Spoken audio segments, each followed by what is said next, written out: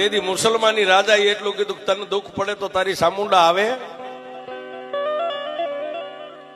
તેથી હાથિયા કાંબલે એટલું કીધું મહારાજ એ તો ખરે ખબર્યું પડે સામુંડા આવે કે ન આવે.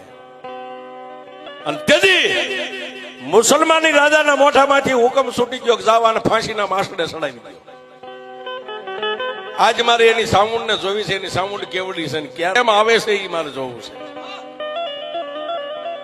જાવ જાવ અને ફાંસીના માસડે સડાવી દો. અને સાહેબ 5 મોડીએ બાંધ્યો તો એમના સિપાહીઓએ ઢહડીને ઉપાડ્યો. પણ ડગલે સામુંડા પગલે સામુંડા, ડગલે સામુંડા પગલે સામુંડા.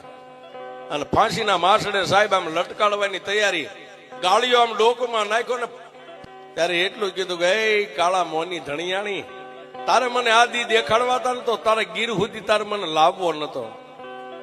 કાં તો મારા બાપ હીરિયા કાંભલ્યાની કમાણી ખૂટી ગઈ.